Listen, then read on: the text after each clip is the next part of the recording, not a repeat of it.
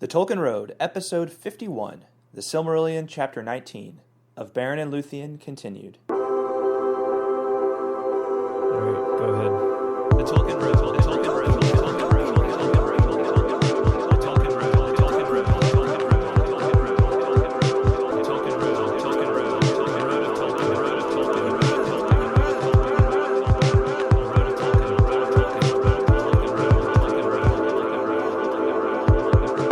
Tolkien Road, the Tolkien Road, the Tolkien Road, Hey there, fellow travelers. Welcome to the Tolkien Road, a long walk through the works and philosophy of J.R.R. Tolkien. This week we continue our discussion of the Silmarillion Chapter 19, the story of Beren and Lúthien. By the way, if you haven't already, please pop on over to iTunes and leave us a rating and feedback. It's easy to do, only takes a moment, and can make a big difference in helping us spread the word about the show. Thanks for listening and enjoy the episode. Hello everyone, welcome to Tolkien Road, Episode 51. Continuing in Beren and Lúthien, discussion of Beren and Lúthien, Chapter 19 of the Silmarillion. This is John, joined as always by Greta. Greta, what's new? Not much.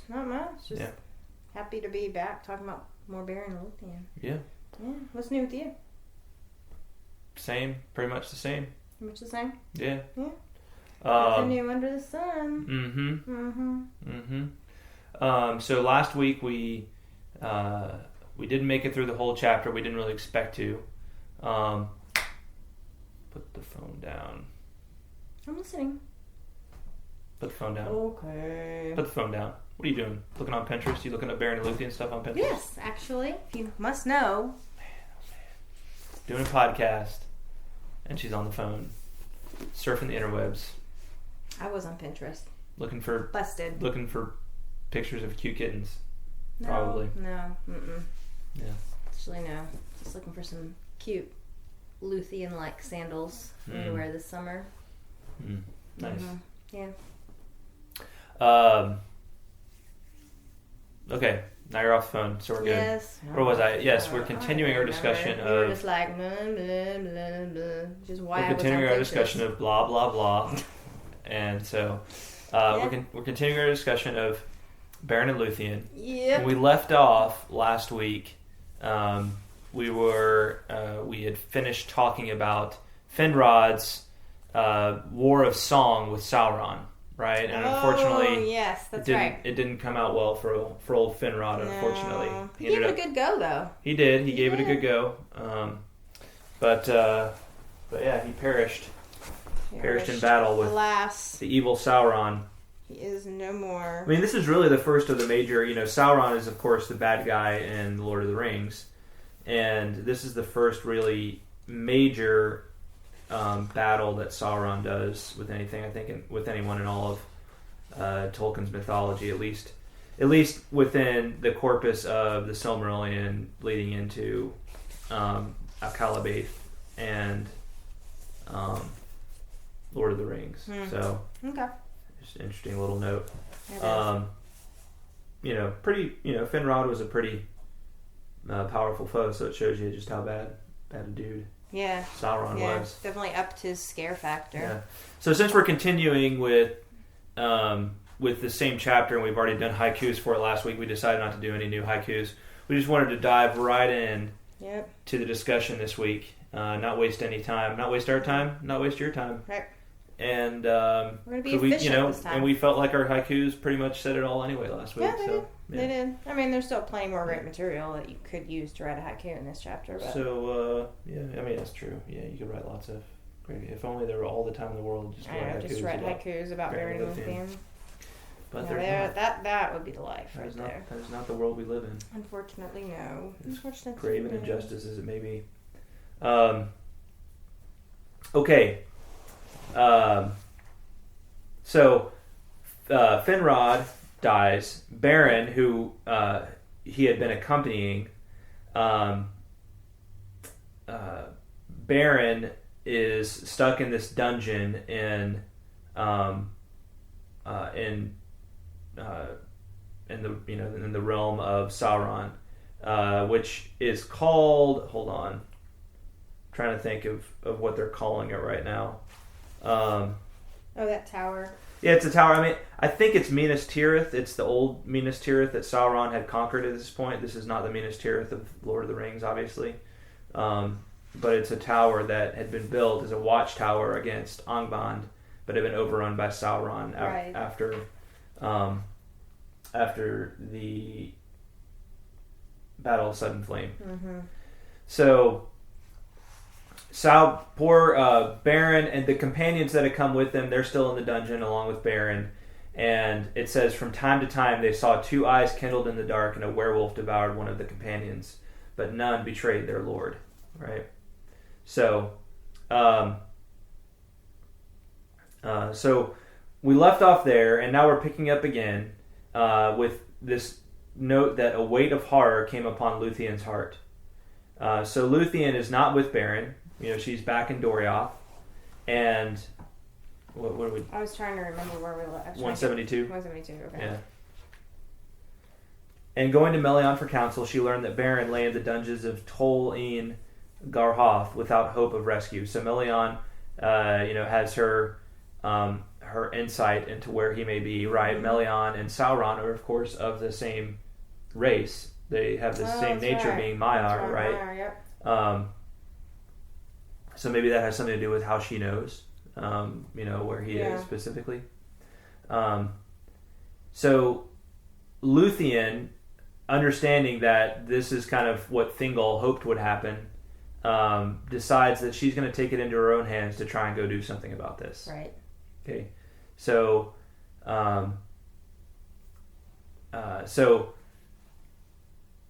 he goes. Lúthien wants to go, but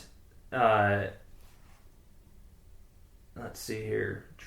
But they put her in a treehouse. Yes, I'm sorry. They put her in a treehouse. I was trying to think of this time or the next time. They put her in a treehouse, and she's. And they put a guard, they guard her. Yeah. So they stick her up in this super, super tall tree. Yeah. Right, in prison, and they put guards at the base of the tree. Right. Yeah. Right. And how does she escape? She pulls a Rapunzel move. Yeah. She grows super long, strong hair. Mm-hmm. Uses it as a rope. Genius. Yeah. Well. Absolute genius. Mm-hmm. Yeah. And then she does this spell thing where she makes the guards fall asleep. Mm-hmm. Right? Yeah. So she puts the guards to sleep and then crawls out of the treehouse with her own hair, by her own hair. Yeah. So she's a tough cookie. So she's crafty. She gets away, and then along the way, she comes across Celegorm and Curufin, who are two of the sons of Feanor. Yeah, they're nasty. And remember, these are the ones that were residing in. Where was it? I think it was with Finrod. With right? Finrod, and was it in Nargothrond? Am I right about that? No, Nargothrond. Did you say it doesn't matter? Well, they were living in the same place. Yes, I did say it didn't really matter. I don't like to get bogged down in details. Yeah, I noticed. I just like the highlights. Mm-hmm. All that matters is that they live together and that brothers C and C dissed Finrod, and we're like, fine, go. We don't care. Yeah. Well, they were hoping they were like, oh, this is good for us, right? Well, yeah, obviously they knew they we were wouldn't plotting. Go back. So they're from Nargothrond, and of course they were kind of happy when Finrod went. Absolutely. With Beren. Yeah. And they come across. First of all, it talks about the wolfhound Huan, right? I love Huan. Huan. I want Huan as a pet. Pretty awesome. I mean, he's like Super Dog on steroids. He's kind of like a foreshadowing of like Chewbacca, like Chewie from Star Wars. Maybe I don't know. I don't know. You know who Chewie is. I know who he is, but I can't make. Well, that just think about could there be anything more awesome than having, dogs are great enough as they are. Like big dogs are great enough as they are. That when it's your big dog and it loves you, but it's even better when that to think of that big dog could talk. Chewie doesn't talk. Yeah, he does. He grunts. But but it's his language. They understand what he's saying. Oh. Yeah. Yeah, but I like Huan better because you can understand what he says. Yeah, well, But he's a dog and of he's few like words. super tough too. He is. Right? He's only allowed to speak 3 times. Yeah, he's only given the gift of speech 3 times. But he's so fierce and loyal. He is a dog. He is a hound of the Blessed Realm. He was not born in Middle Earth, but came from the Blessed Realm. Orome had given him to Celegorm long ago in Valinor, and so he is the hound of Celegorm. Right. And Huan followed Celegorm into exile, and so he was kind of ensnared in the same doom of the Noldor in doing so. Right. And so he finds Lúthien, lying under a tree, and alerts Celegorm and Curufin to that fact. And so he brings her to Celegorm. Celegorm's like, excellent, right? Because this is good stuff for Celegorm because first of all, she's the most beautiful of the children of Iluvatar, right? And then also it's the daughter of Thingol, who there's this rivalry that's been going on between the Noldor and Thingol ever since they came back to Beleriand. She does not. Celegorm does not reveal that he knew of Beren and the quest. So she's kind of a little bit ignorant of his knowledge of everything that's going on. And what he wants to do is he wants to kind of use Lúthien. He wants to use Lúthien to advance, his own status. Yep. By kind of using her as a bargaining chip with Thingol. But Huan is that kind of saves the day here. Huan the Hound was true of heart, and the love of Lúthien had fallen upon him in the first hour of their meeting, and he grieved at her captivity. Therefore he came often to her chamber, and at night he lay before her door, for he felt that evil had come to Nargothrond. He felt that evil had come to Nargothrond. Lúthien spoke often to Huan in her loneliness, telling of Beren, who was the friend of all birds and beasts that did not serve Morgoth. And Huan understood all that was said, for he comprehended the speech of all things with voice, but it was permitted to him thrice only ere his death to speak with words. And so Huan, he comes to feel this affection for Lúthien and feels genuine pity for him. And you get the sense that he also kind of sniffs out that his master Celegorm is not really, he's kind of a shady character. He's not really a good guy. Yeah. So he devises a plan to aid Lúthien, and he brings her a cloak, and he gives her counsel. He speaks for the first time. He led her by secret ways out of Nargothrond, and they fled north together, and he humbled his pride and suffered her to ride upon him in the fashion of a steed, even as the orcs did at times upon great wolves. Thus they made great speed, for Huan was swift and tireless. So not only does Huan decide to leave his master and foil his master's plans, but he's so enamored of Lúthien that he lets her ride on his back, right? So not just anybody gets to ride on Huan's back. So that's kind of cool. Yeah, very cool. All right. Any thoughts? Any random I really sputtering? want Huan as What? a pet. I just want Huan as a pet. Yeah. Well, don't we all? We all want to. We all love to have Huan as our pet. That would be awesome. Totally awesome. All right. So They escape. they escape. And they're heading to the tower. They want to help Beren escape. I'm sorry, and actually Finrod is still alive after the battle at this point. He's still alive, though not in very good shape. But the rest of their companions are dead. Sauron wanted to keep Felagund for last, and because he perceived that he was an important figure. Oh, that's right. He hasn't died yet. That's we right. Gotta have ourselves. But when the wolf comes to devour, that same wolf that had devoured their companions came to devour Beren. Felagund put forth all his power and burst his bonds, and he wrestled with the werewolf and slew it with his hands and teeth. But he was wounded to the death. So this is where Felagund ends up dying. So Sauron didn't actually kill him. Sauron. Now, it's not clear. Because he slays the werewolf. So yeah, that's because at other times Sauron takes different shapes. Right. but in this case, this was just some random werewolf. Regular old werewolf. Yeah, and Finrod killed it, but died all the same. So Finrod basically, he sacrificed his life for Beren. I mean, he died saving Beren. Yeah. Right. Well, he redeemed his oath. Thus, King Finrod Felagund, fairest and most beloved of the house of Finwë, redeemed his oath. But Beren mourned beside him in despair. Right. Mm-hmm. So the oath that he had sworn to Finrod's father, to Beren's father, Barahir, for having saved his life, Finrod fulfills. Right. And you got to think about it. Beren here, it says in despair. I mean, this has got to be pretty awful because it's like now Finrod's gone and Beren's all by himself again, stuck in this dungeon. And does anybody even know he's there? Right. Yeah. That's the real question for him. But I love the thing that I maybe love most. One of the things I love most about this chapter. It's hard to name just one thing as being the thing, but one of the things I love about this story continually is that the true hero of this story is not any of the great warriors. It's Lúthien, right? Mm-hmm. Lúthien is the one who always saves the day, and she always does it in a way that you wouldn't quite expect, right? It's not. She doesn't go up banging on doors and slaying people and all this kind of stuff. Lúthien does it in these unexpected ways. So, in that hour, Lúthien came, and standing upon the bridge that led to Sauron's Isle, she sang a song that no walls of stone could hinder. Now, remember, we talked some about the battle of song between Sauron and Finrod last week. Yes. And do you remember what I kind of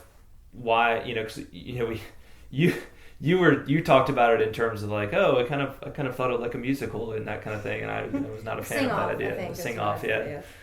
And I'm like, that's totally not how to see it, because people can take issue with me if they want. It's people are fine. They want to go make the Silmarillion musical. That's fun. I can't stop them. I would cry, but I can't stop them. But Finrod fought a battle of song with Sauron. Yep. And why was that? Why does song have such power? Like, why would people fight a battle of song in this universe? Do you remember that? Oh yeah. Well, that's because that's how the world was created. Yeah, it's like it's like the universe. This universe is made out of song, right? It's made out of music, right? Because the Ilúvatar sang it. What's the very first chapter? It's the music of the Ainur, right? Mm-hmm. So it's almost like they're harnessing the most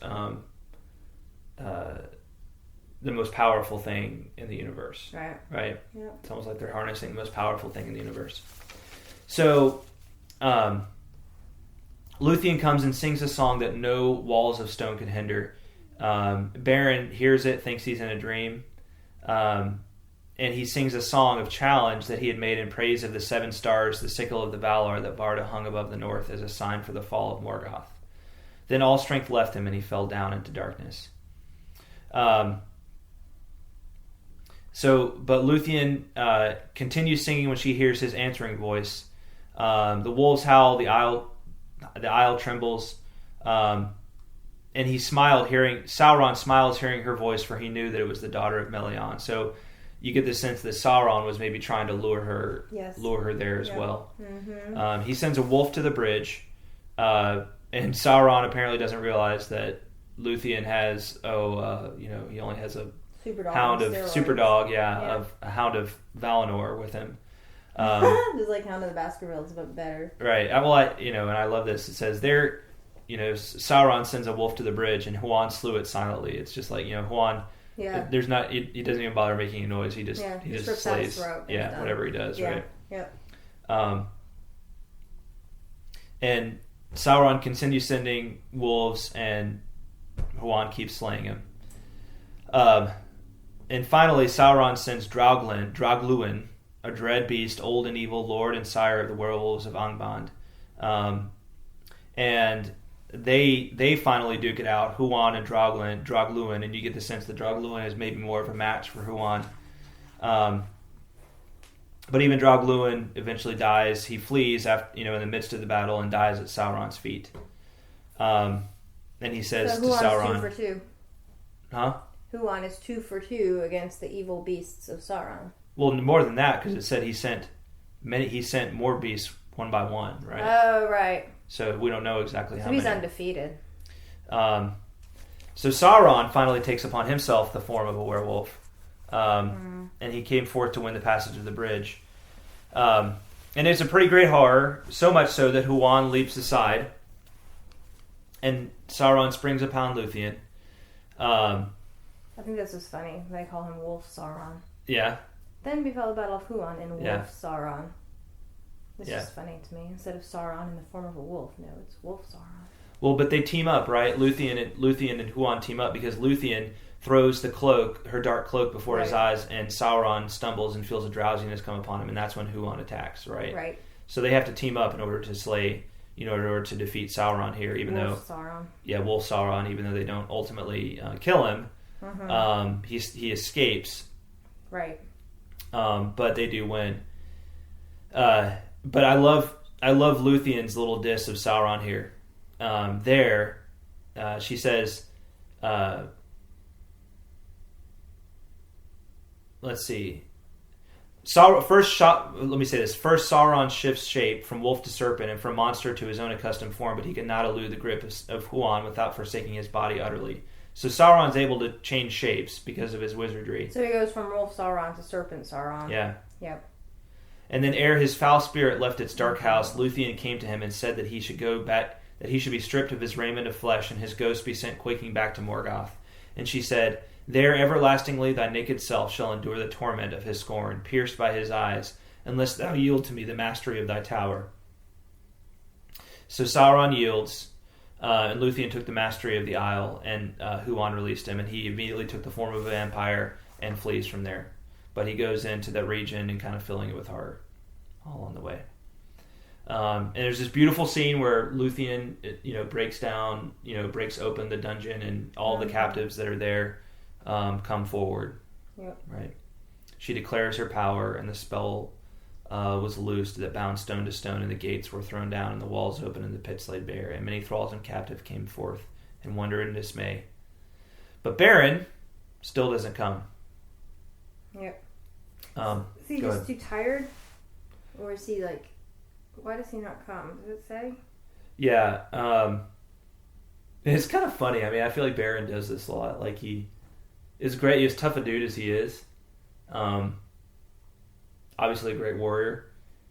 It seems like Lúthien is capable of making him pass out. Like, it's like the opposite. It's like a role reversal, and he's like, "Oh, Lúthien, the fair," and he like passes out, whenever she comes around.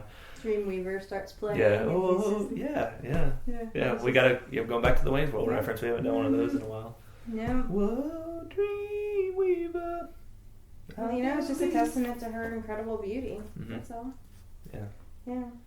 So, I mean, even tough dudes can be overtaken by extreme beauty. Mm-hmm. And, like, Lúthien is the complete package. Like, not only is she incredibly beautiful, stunningly beautiful, but she's like Xena warrior princess. Mm-hmm. Right? I mean, she just she just scared Yeah, but Sauron I think away. you gotta be careful about picturing her too much as like this Well, I'm not- battle maiden, no, I just mean she's tough. I know what you're Like, saying. she's, Yeah. You know what I mean? Yeah, I think of Xena warrior princess, and I think of like a woman in like battle. Well, I know, but battle that's not what I array meant. and She's like everything. Wonder Woman. Yeah. But cooler and more beautiful. Yeah. And But stronger. but just strong, like in a graceful way. Right, exactly. Yeah, I didn't mean like warrior princess, like the whole like broad shouldered, decked out in armor Xena. I just meant like personality wise. Mm-hmm. That's who she reminds me of. So, I mean, she can kick Sauron's butt and then dress up real pretty for the dance that It's night. kind of good music for this, like accompanying music.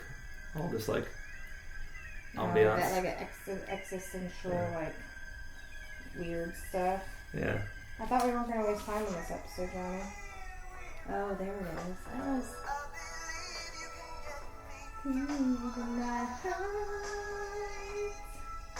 Yeah, see, Beren heard that song and passed out. That's what it He is. just couldn't take it. You know who that song's by the way? Is somebody famous? I never heard of him before, actually. So no, I wouldn't know. Gary Wright. It's just one guy? Well, he's a solo artist. I'm sure there were other people in the band. Oh, okay. Well. It kind of works as their song. Does it? It's like singing I about really listening to the words. starry skies and everything. Across the highways of fantasy. Oh, there you go. Help me to forget today's pain, man. This is totally the song. You're welcome. I just earned my paycheck by bringing that up. Alright guys, if you want to find out what happened to the rest of Beren and Lúthien, just go pull up Dreamweaver. I'm on iTunes and listen to it. Oh man, it's good stuff. Very cool. Alright. Picture them dancing to it. I know. Yeah. Well, that's kind of what happens, right? Because Beren eventually, he comes forth. He comes forth from the pits of despair, lifted her up, and they looked again upon one another. And the day rising over the dark hills shone upon them. They buried the body of Felagund, and it was clean again. And the green grave of Finrod, Finarfin's son, fairest of all the princes of the elves, remained inviolate until the land was changed and broken and foundered under destroying seas. But Finrod walks with Finarfin his father beneath the trees in Eldamar. So remember, what happens to the elves when they die is they go to the halls of Mondos, right? And it's interesting that it says Finrod walks with Finarfin his father beneath the trees in Eldamar. Because remember, Eldamar is back in... Finarfin is still alive back in the Blessed Realm. So maybe he didn't go to... Maybe Finrod, because of his virtue, didn't go to the halls of Mondos. Maybe he was allowed to go back to the Blessed Realm. That's an interesting... I'd never picked up on that detail before. There's so much packed in this that sometimes you skip over certain things. Yeah. Gosh, that's interesting. Eldamar, Elvenhome, the region of Aman in which the elves dwelt, also the great bay of the same name. I think that indicates that he didn't have to go to the halls of Mondos, but he was taken back in a special way into the Blessed Realm because of his battle against Sauron. That's kind of nifty. That is very cool. Very nifty. So, but speaking of which, speaking of Beren and Lúthien dancing in the moonlight, slow dancing in the moonlight, that's kind of what happens to a certain degree. They went free again, and together walked through the woods, renewing for a time their joy. And though winter came, it hurt them not, for flowers lingered where Lúthien went, and the birds sang beneath the snow-clad hills. But Huan, being faithful, went back to Celegorm his master, yet their love was less than before. So for a time, they're just kind of by themselves, doing whatever their hearts desire. And there's tumult in Nargothrond. Celegorm... many of the elves who were in Sauron's dungeon come back to Nargothrond, right? And they see everything that's going on, and they notice that Celegorm and Curufin have kind of taken over with Felagund gone, and they're not really big fans of that. Right. And they make fun of Celegorm and Curufin, saying that a maiden had dared that, which you guys didn't, right? Mm-hmm. Had gone to defeat. Yeah. Had tried to defeat Sauron. Yeah. Yeah. Right. They're basically being cuplasses. The perennial tough guy insult, right? You know. Mm-hmm. You throw like a girl. That's right. Okay. So.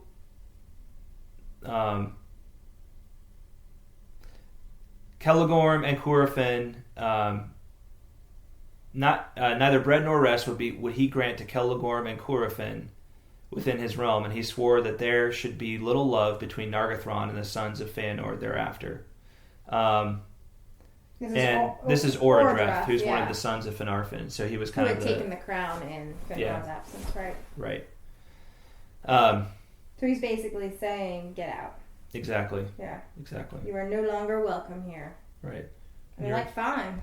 Yeah. We don't want to be here anyway. And you are not invited to the pancake social on Saturday.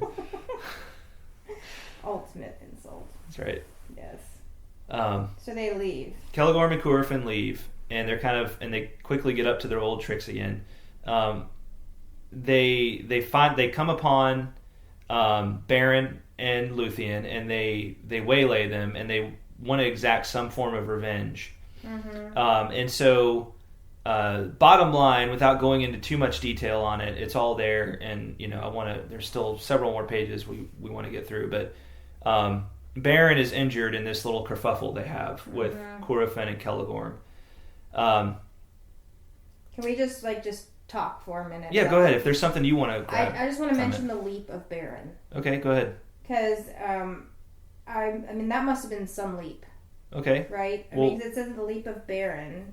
So basically, Beren, leaps onto a speeding horse. Right? Mm-hmm. That, Celegorm and... Celegorm and Curufin are on. Right? Mm-hmm. So they're trying... So Curufin, lifts up Lúthien onto his horse, right? And then starts to speed away with her. Mm-hmm. And in an effort to save her, Beren leaps onto this speeding horse. And it says the leap of Beren is renowned among men and elves. Mm-hmm. So he leaps onto this horse, right? And he takes Curufin by the throat from behind, hurls him backwards, right? The horse rears and falls. Lúthien is flung off and lay upon the grass. Mm-hmm. So he saves Lúthien. Yeah. But I would just love to see this. I would love to see that leap in real life. Yeah. I'm trying to figure out what it looks like. Is it it must be, what's that race with the hurdles? I mean, it must be, a sprint and then a massive... You mean the hurdles? Oh, yeah, the hurdles. Yes.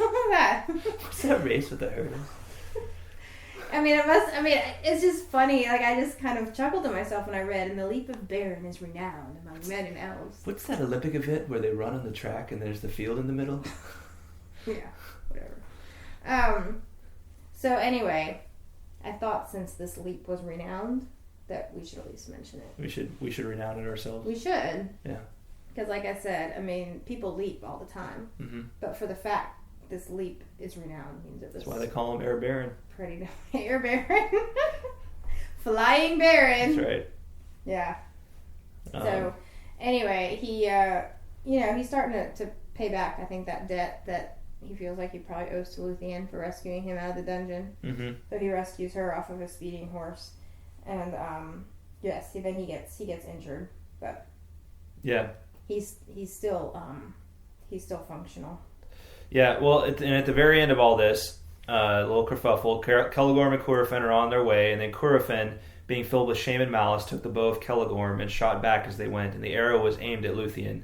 So he basically tries to kill Lúthien as they're riding away. Mm-hmm.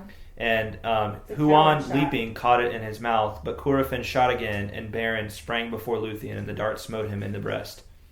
So first of all, Huan is amazing again because he can catch an arrow in his mouth and not die. Right. And then Beren catches the arrow in his breast. Right. Huan pursues the sons of Feanor, and he brings Lúthien an herb out of the forest. So now he's like Dr. Clean Medicine Dog. No, there you go. Man, this guy, I'm telling you, I wish they made real dogs like this. Yeah, but Huan makes real dogs seem worthless. Pretty much. I mean, man, catches arrows in his mouth and defeats werewolves and brings healing herbs from the forest. Mm-hmm. I mean, he's like Lassie, but way better.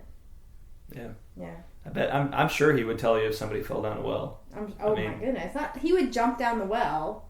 That's true. And then drag them back up, yeah, and sprout wings and fly back up. Yeah, sprout wings and fly back up. Yeah, pretty much. Dog's nothing short of amazing. He is quite a dog. I'm really glad that he switched sides because Curufin and Celegorm do not deserve a dog like that. So Lúthien is able to staunch Beren's wound a bit with this herb that he brought. Yes. But he needs to rest a little bit. But Beren is still determined to get the job done, but he doesn't want to take Lúthien with him into Angband, so he decides to depart on his own, right, to finish out the mission. Right. And he sings a really pretty parting song. Yeah. Do you want to read it? Oh, sure. Farewell, sweet earth and northern sky. forever blessed, since here did lie, and here with lissom limbs did run, beneath the moon, beneath the sun, Lúthien to Nuviel, more fair than mortal tongue can tell. Though all to ruin fell the world, and were dissolved and backward hurled, unmade into the old abyss, yet were its making good, for this, the dust, the dawn, the earth, the sea, that Lúthien for a time should be. Yeah, beautiful. It's lovely. A song of parting. Mm-hmm.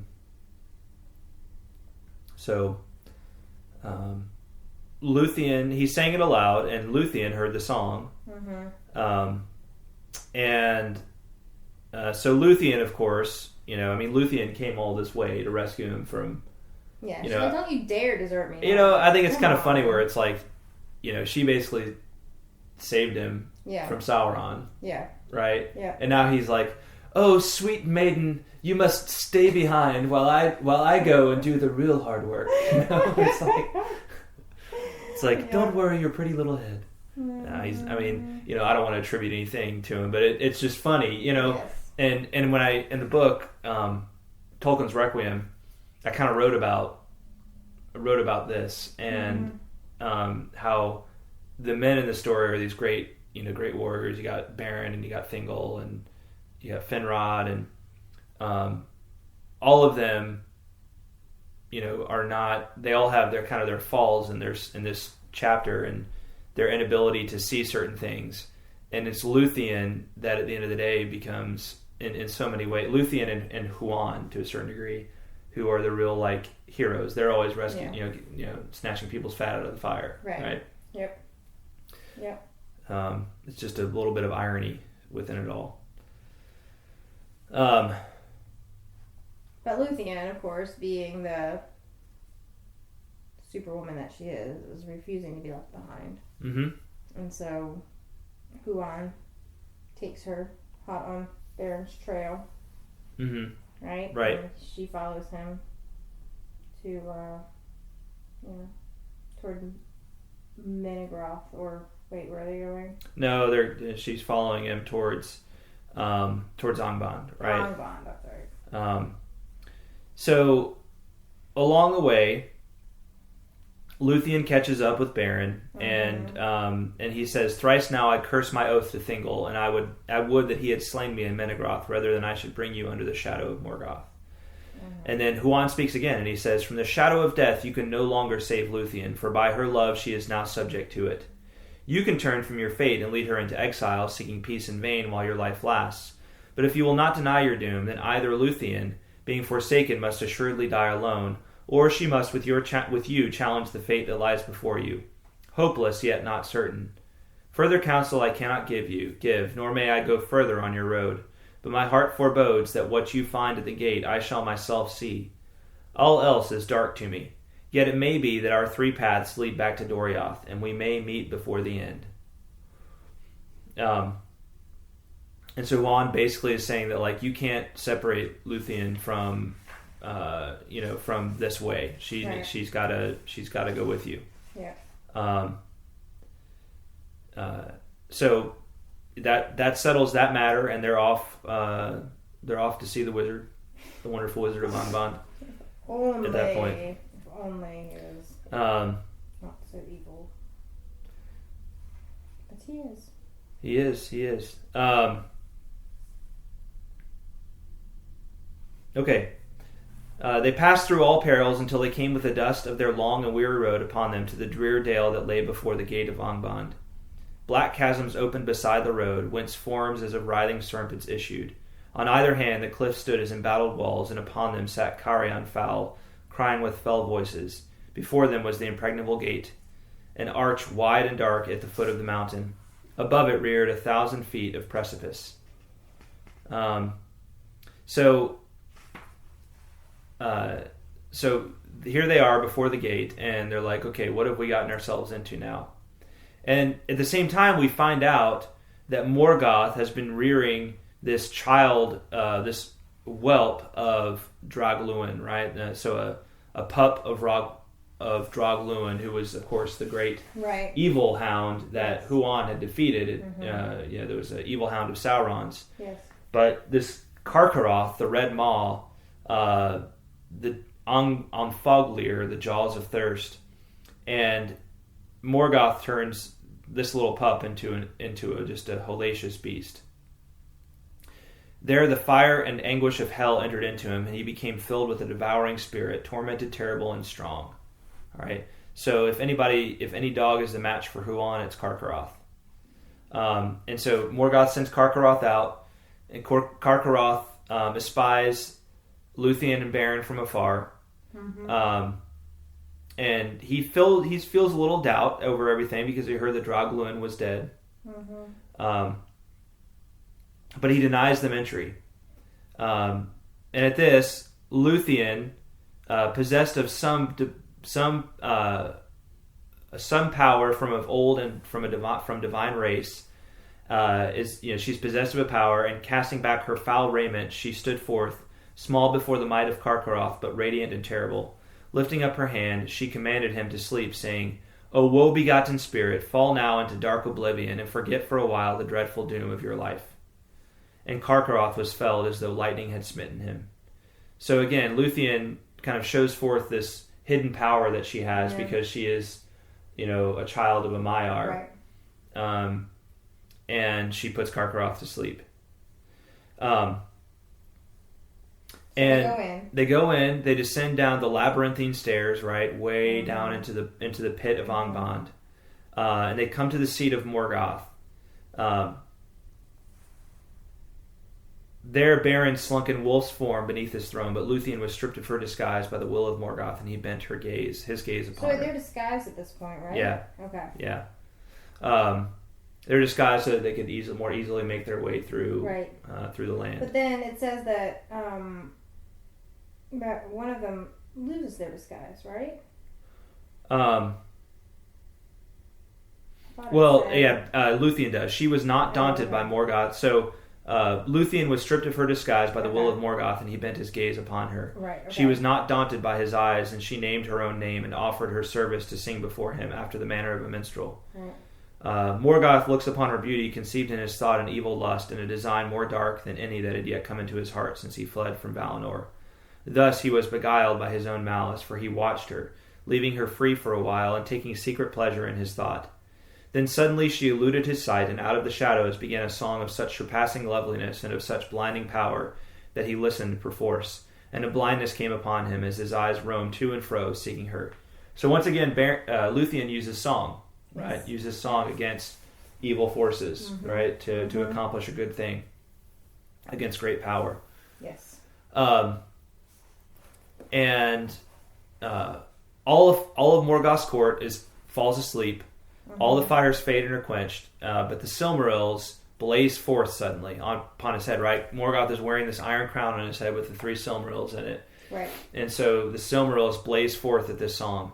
And the burden of that crown and of the jewels bowed down his head as though the world were set upon it, laden with the weight of care, of fear, and of desire that even the will of Morgoth could not support. And as she does this, she springs into the air, and her voice came dropping down like rain into the pools profound and dark. She cast her cloak before his eyes and set upon him a dream, dark as the outer void where once he walked alone. Suddenly he fell as a hill sliding an avalanche, and hurled like thunder from his throne lay prone upon the floors of hell. The iron crown rolled echoing from his head. All things were still. So she basically put him under a spell. Yeah. Right? She hypnotized him. Exactly. Yeah. Morgoth is. Not only that, it's like the song also caused him not just that she hypnotized him, but that it's made the Silmarils, the power of the Silmarils, come alive, right? And all of a sudden, Morgoth felt this incredible weight upon him, right? Right. I don't think it's really intended to be a physical weight, but it's a weight. It's almost like the ring, just that. Exactly. Yeah. Yeah. And at this, Beren goes and he cuts the Silmaril from the crown, right? He cuts one of the Silmarils. Then, oh man, I can't believe what happens next. What? Go ahead. What can't you believe about it? Oh, I'm probably skipping ahead a little bit. No, you're right. I was just gonna say that he gets greedy, right? He tries to take another one.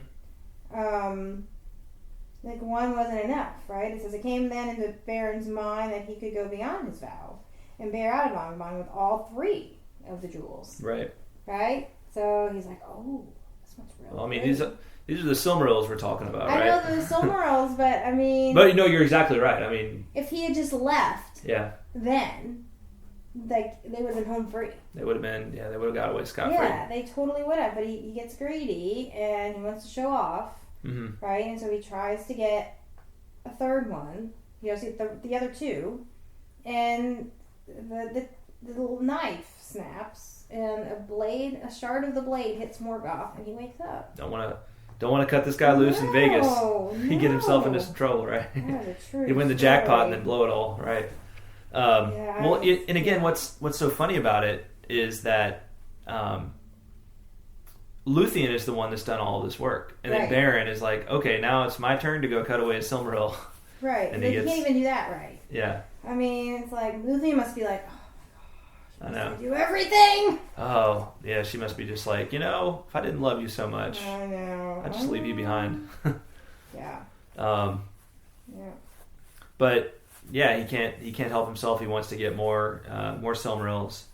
And, again, a little bit of irony in that, because you think about Thingol and Beren and Thingol having this rivalry. Well, Thingol had used Lúthien as a way of, as kind of the bargaining thing to get Beren to go away, right?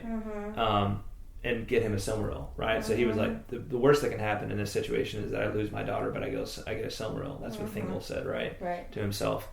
And Beren has all of a sudden fallen into this same lust for the Silmarils, right? Like it's starting to get to him as well. Yes. Right? Yeah. Where he, instead of saying, I have the only thing that I want, because at the beginning that he didn't care about the Silmarils, right? He just wanted Lúthien, right? Yeah. He's like, I'll do anything for her, right? And all of a sudden, here they are, and he's like, maybe just one more, right? Yeah. And it's it gets them into big trouble. Yep. But that's the story of the Silmarils going way back, right? That's the story of the Silmarils going all the way back to the Blessed Realm and the darkening of Valinor. True. Yeah. You can read more about it in my book, Tolkien's Requiem. Do it. There you go. That's the commercial for today.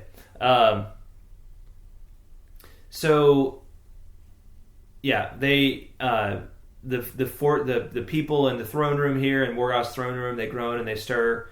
Then terror falls upon Beren and Lúthien, and they flee. Carcharoth arises from sleep, and Beren holds up the Silmaril in order to daunt Carcharoth. Now, let me say this too. Where is it? As he closed the Silmaril in his hand, the radiance welled through his living flesh, and his hand became as a shining lamp. But the jewels suffered his touch and hurt him not. Others who touch the Silmarils, if they touch them unworthily, will see this, it harms them, right? For Beren, he's still pure enough, apparently, to wear the Silmaril. And I like to think that the reason it doesn't hurt him is because his desire is not truly to possess it, right? Right. He's getting it because he wants Lúthien. Exactly. Yeah. Like, his desire is for something else. Right. Something greater, right? And for others, when you possess it and that's the thing you want, you don't possess it out of purity, right? If that makes any sense. Like, it's the desire that you truly have because of that thing, it will consume you in a way, right? Yes. So again, a very, it foreshadows the ring in a way, right? From the Third Age. Yeah.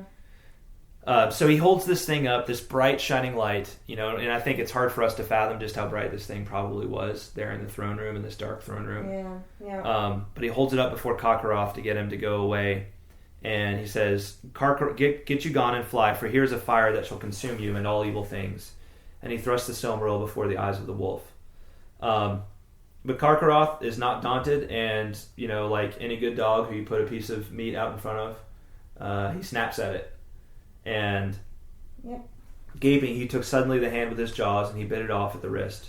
Yeah. Then suddenly all his inwards were filled with a flame of anguish, and the Silmaril seared his accursed flesh. So he basically eats the Silmaril. He does. In Beren's hand. Yeah. Yeah. Yep. So that was kind of a stupid move, again, on Beren's part. Well, right? They had to get away. Well, yeah, but, I mean, now he's lost his hand and the Silmaril. Yeah. So, I think it all goes back to the fact that he tried to get another Silmaril. Yeah, absolutely. I think you can't blame him at this point for trying to use the Silmaril to ward off Carcharoth. Yeah. But Carcharoth at this, because he's got this burning flame, this unquenchable flame within himself, he just goes running out of Angband and he goes crazy. He just goes crazy upon the world of Northern Beleriand, kind of running through it, wreaking all kinds of havoc. He's like the Hound of the Baskervilles. So Beren has his hand cut off. He's not in good shape. Lúthien draws out the venom with her lips, and she attempts to heal him as much as she can. Right.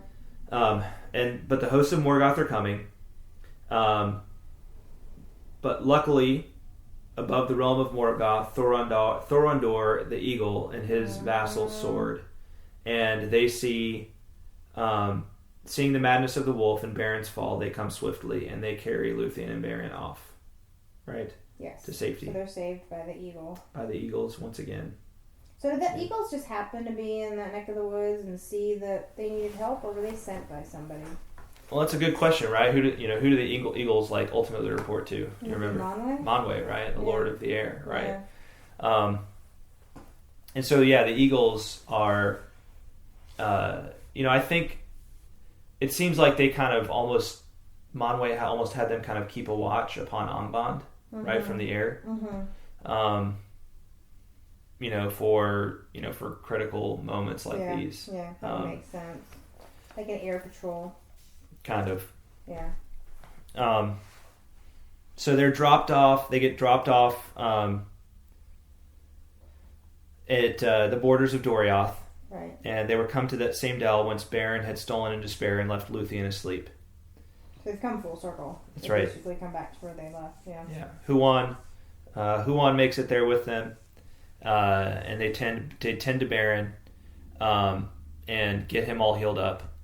And at that point, Beren is given the name Erchamion, which is the one-handed.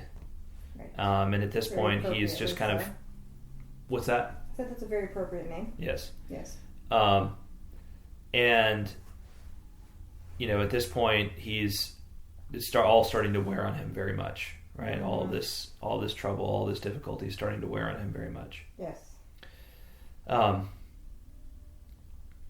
So here they are on the borders of Doriath, and it says, upon Doriath evil days had fallen, grief and silence had come upon all its people when Lúthien was lost. Long they had sought for her in vain. So for all they know, Lúthien, disappeared and is no longer, hasn't been seen since she left that treehouse where Thingol tried to imprison her, right? Right. So it's become a dark time because she was in a way the light of that land. Darren the minstrel makes music in memory of her.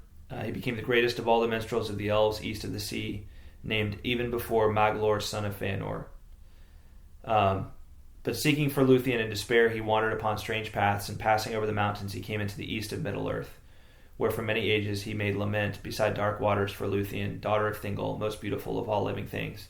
So Daron, this the figure that had gotten them into trouble in the first place, he ratted him before out. he even realizes that she's still alive, he wanders east over the Blue Mountains, off into history. I can't remember if we ever do hear from him again in the story. I think we do.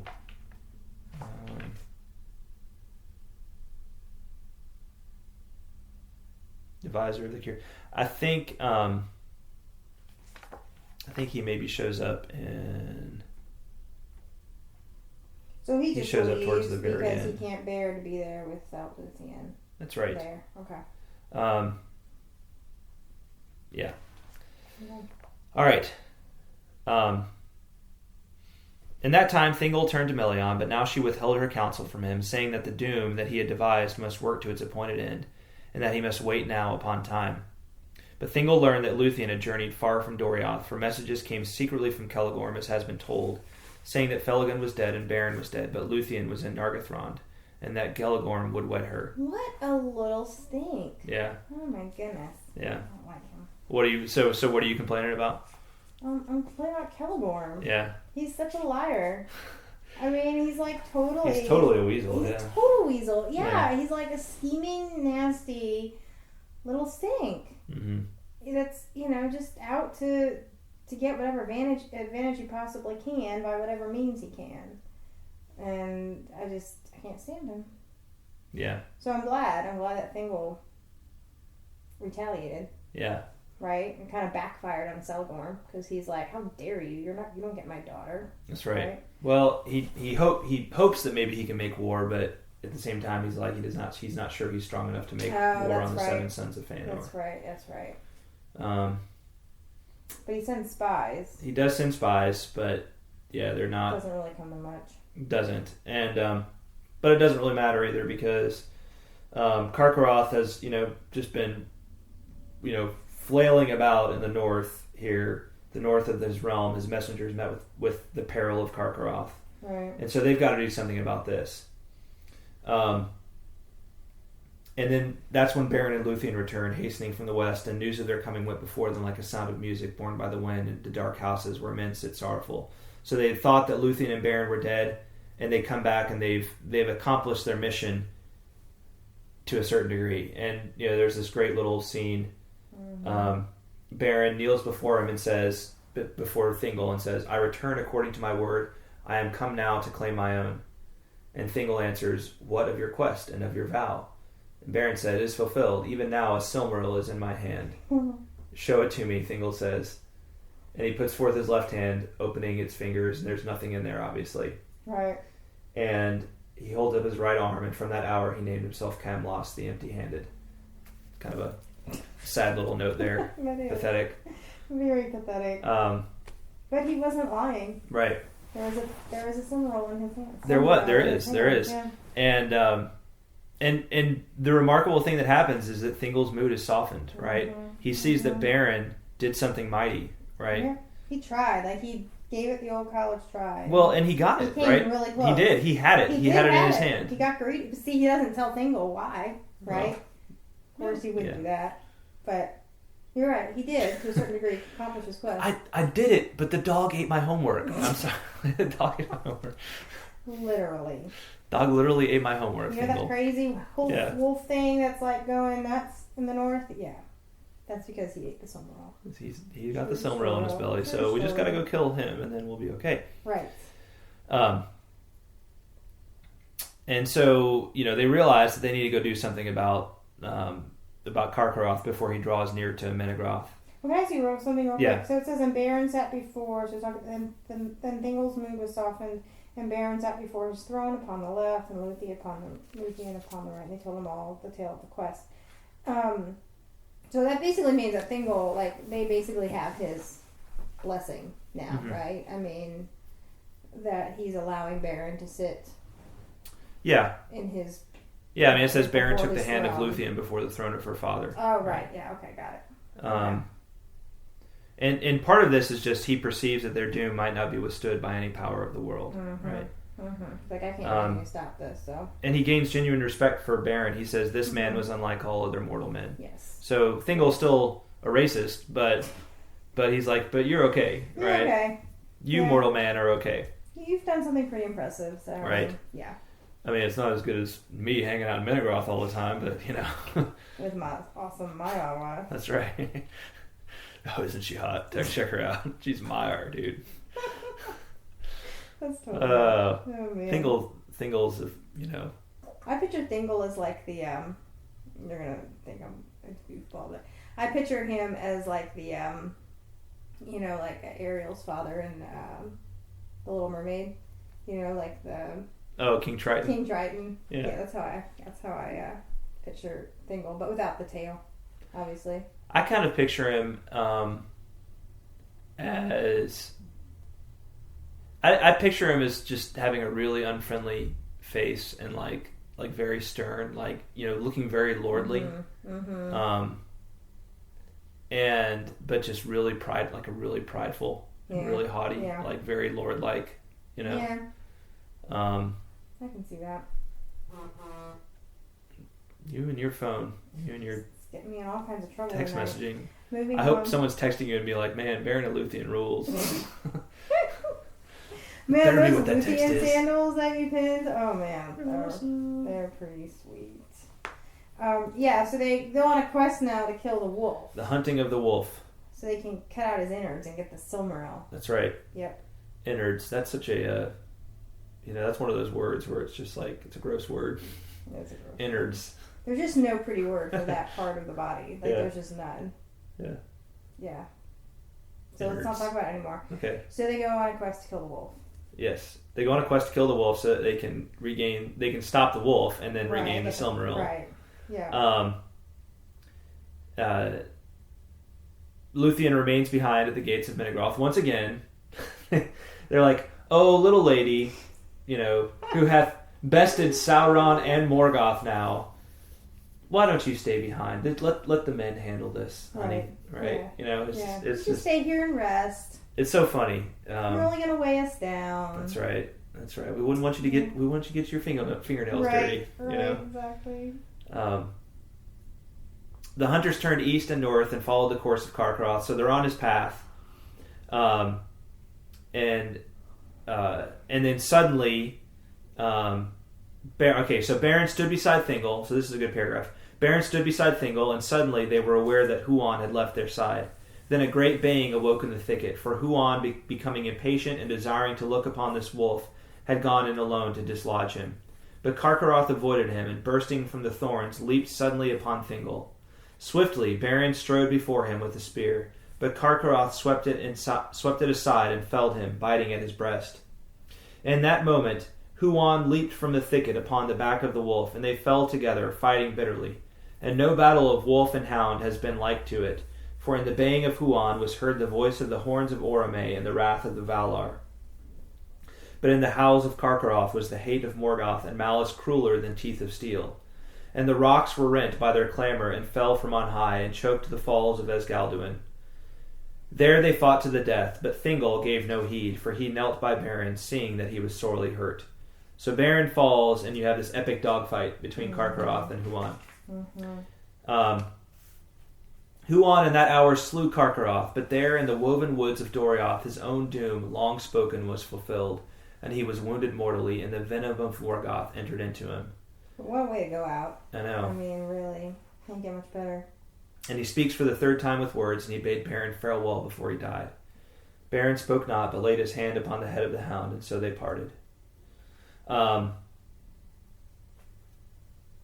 Fortunately, he's defeated Carcharoth at this point, and so they cut Carcharoth open, and they pull from his belly the hand of Beren that held the jewel, and it was incorrupt. Right, so the hand of Beren was still fully intact, grasping the jewel, even though it had been burning. This unquenchable burning inside of Carcharoth. Which is just again more proof of his purity. Right? Yeah. Yeah. Yeah. Or Beren's purity. Yeah. Yeah. Or virtue. I guess virtuosity. I think so. I think that's an indicator of it. Yeah. And it's interesting because Beren, I think, definitely isn't without his faults, but ultimately, I think he, other than that kind of stumble of trying to get the second Silmaril, his desire is ultimately for Lúthien. Right. Right. So they recover the Silmaril, and it lay there unveiled, and the light of it fills the shadows of the forest all about them. And he sets it in Beren's other hand, and Beren was aroused by the touch of the Silmaril and held it aloft and bade Thingol receive it. Now is the quest achieved, he said, and my doom full wrought, and he spoke no more. He dies.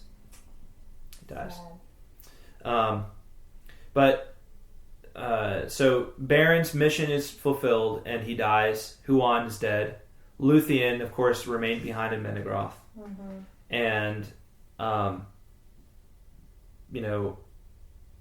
so she's the only one of the three that's survived to this point. But there's this little epilogue to the chapter, and it's an important epilogue because it's this is one of the few stories in the First Age that has a happy ending, right? Whereas so many of the other stories, end in sadness and in death and all these kinds of things. Mm-hmm. This is like the shining light that shows forth so much that is to come. They brought Beren back upon a bier of branches with Huan at the wolfhound at his side, and they returned to Menegroth, and they laid him there. And of course, this is a frightening thing when a man dies, because they don't know, men don't go to the halls of Mondos. At least they're not supposed to. Right. And that ended the quest for the Silmaril, but it makes it clear that the Lay of Lúthien, the release from bondage, does not end. The spirit of Beren did go to the halls of Mondos. In his case, he got to go to the halls of Mondos until Lúthien came to say her last farewell upon the dim shores of the outer sea. So just like Finrod had earned for himself the right to go back to the Blessed Realm and be with Finarfin, so Beren and Lúthien, by their virtuous deeds against Morgoth, had earned for themselves the right for a final parting. So was that Beren? So it wasn't because. So was it because Lúthien basically requested that he be kept there, or was it because of Beren's own virtue? Well, I think it was because of Lúthien. I think it was at her request, but Okay. I'm sure everyone would want to request that. Well, sure. And I think they were more willing to allow it for her because of the things that they had done. Right. And Lúthien falls down into darkness, and her body lay like a flower that is suddenly cut off and lies for a while unwithered on the grass. So her spirit leaves her body, and she goes over to the halls of Mondos. So she just drops dead? I don't think she drops dead, right? Because her body just lays there. So it's almost like she has an out-of-body experience. Oh, okay.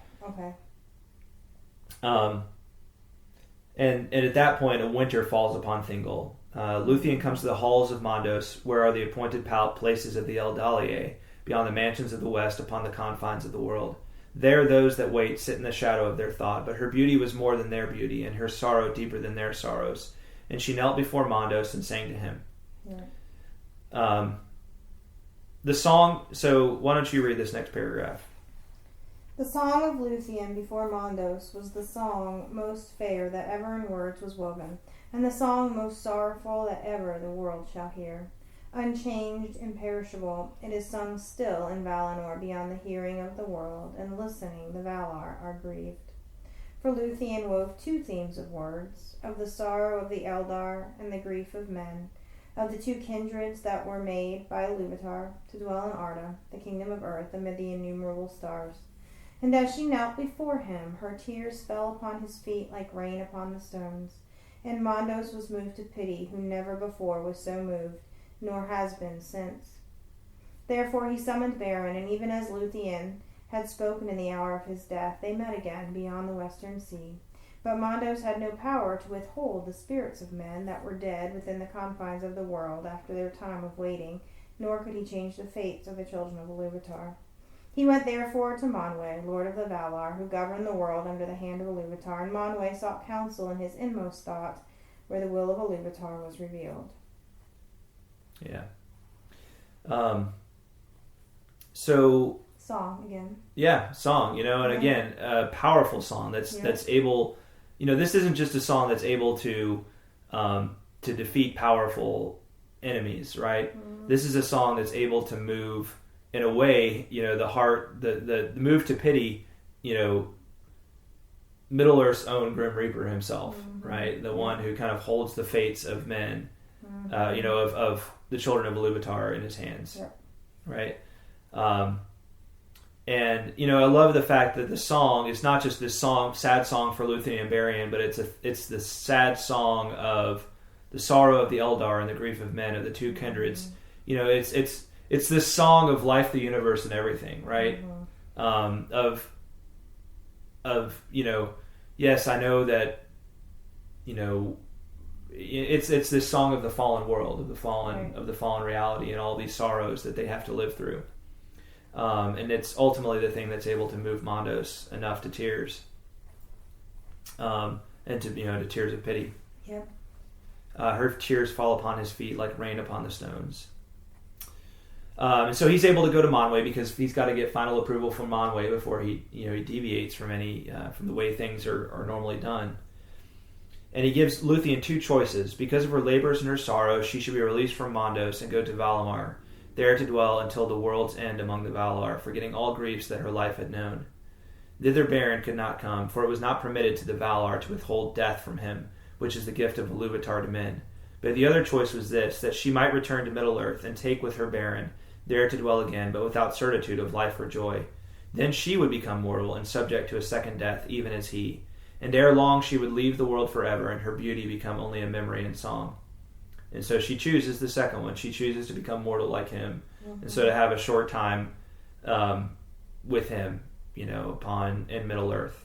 So her song literally brought Beren back to life. Mm-hmm. Yeah. I mean, it was it moved Mondos enough for him to plead on behalf of her before Manwë, right? Mm-hmm.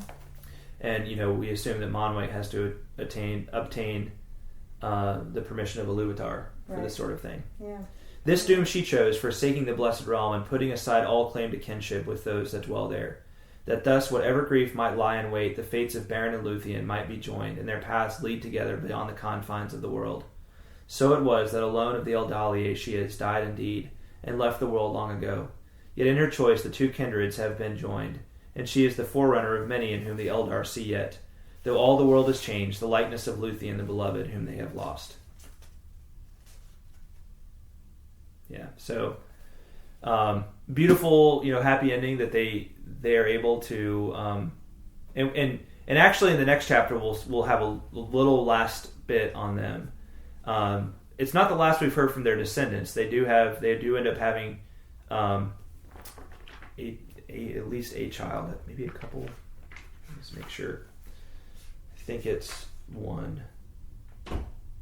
Yeah, they end up having one child.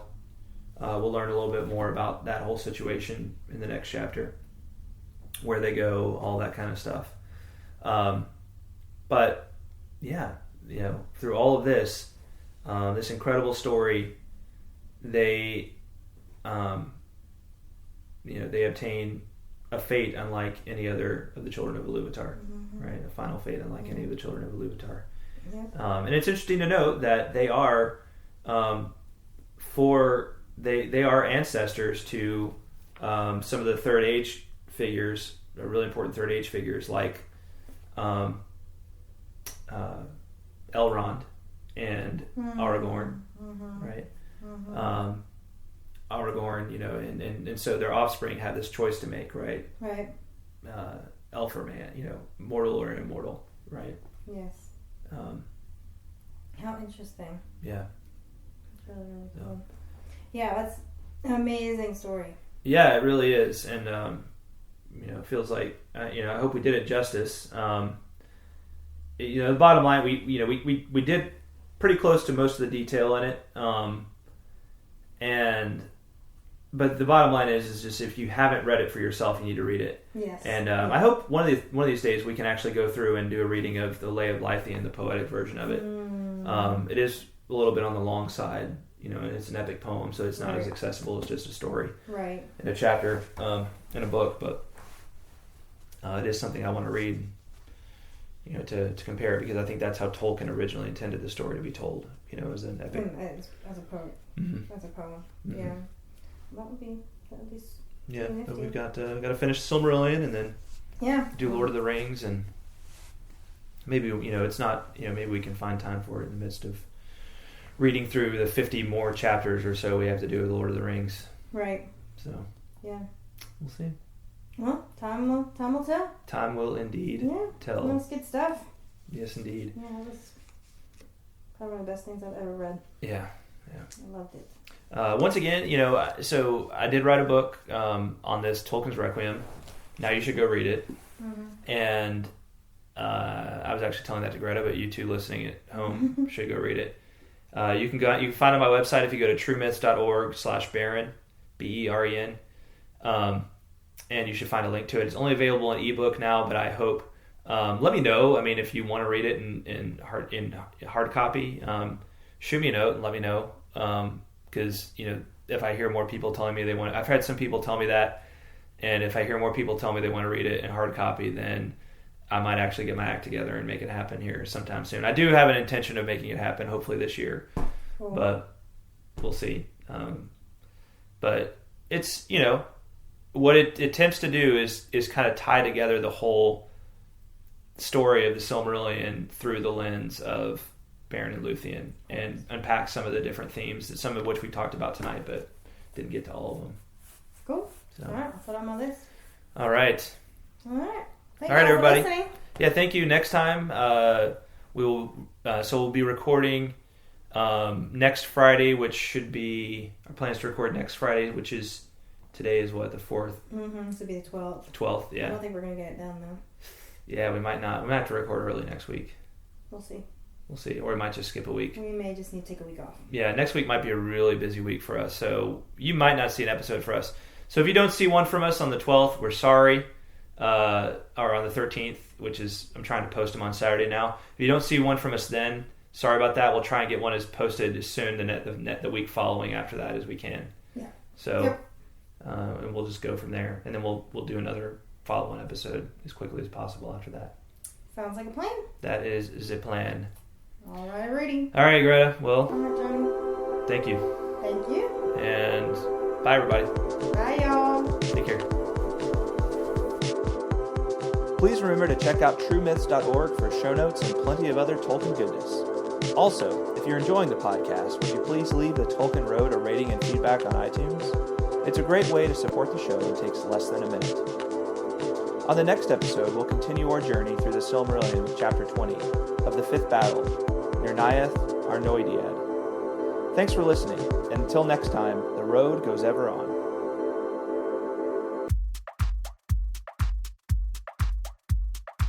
Hey, Tolkien Roadsters. What's shaking? Greta Carswell here, just getting my groove on to the Tolkien Haiku theme music. Man, that's an awesome song. You know what else is awesome? Feedback on the Tolkien Road on iTunes. Oh yeah, you heard me right. iTunes feedback is one of the best ways you can tell the world about your undying love for this podcast. Because it lets those knuckleheads at Apple know that the Tolkien Road is where it's at. I mean, come on. Why didn't they know that already? Am I right?